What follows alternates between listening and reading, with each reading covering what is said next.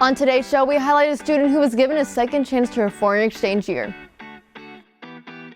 Have a little hope as later on Bronwyn Liber catches up on Prosper ISD's first ever Hope Walk. These stories and more coming up on this edition of HTN Daily.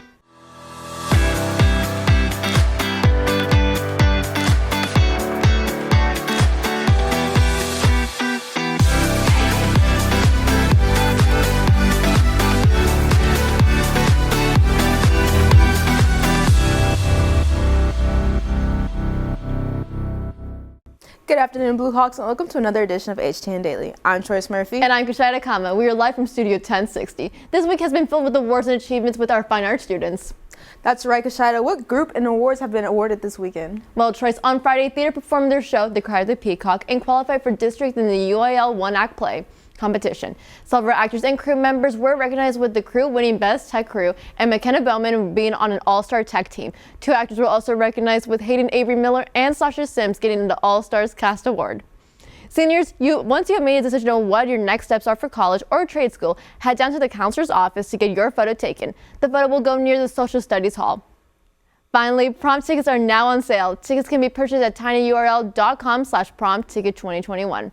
The big night is only 40 days away at the Renaissance Legacy West in Plano. The event will be on May 1st at 7:30.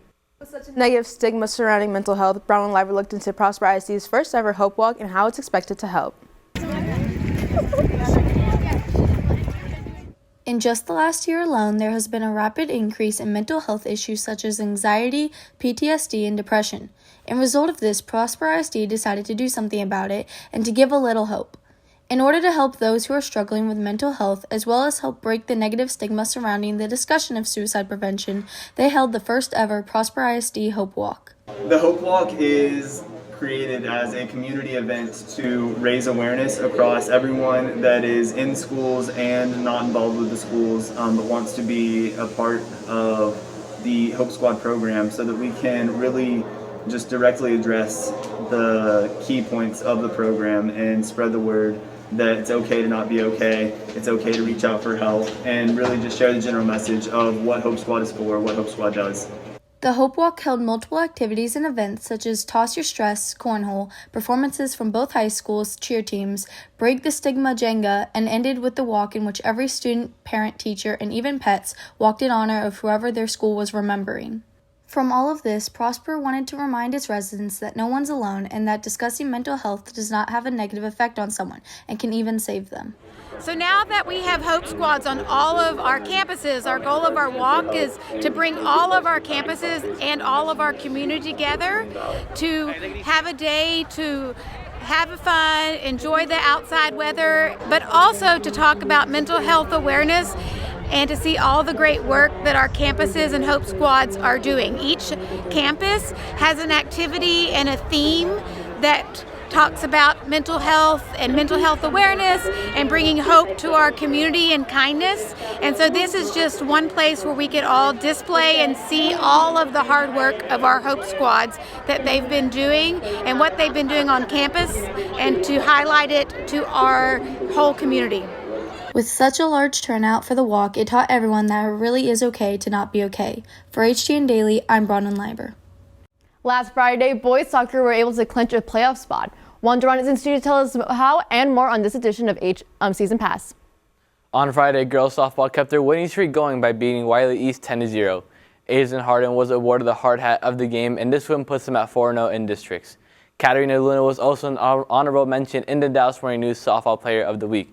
In her last two games, she has batted an 8.57 average, 2 home runs, and 8 RBIs. Boys soccer also had an incredible performance last Friday, beating Lovejoy 4-0.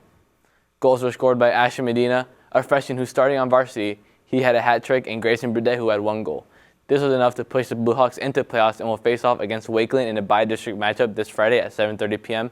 at the Children's Health Stadium. That's all for today's sports recaps. Back to you, Khshaeta.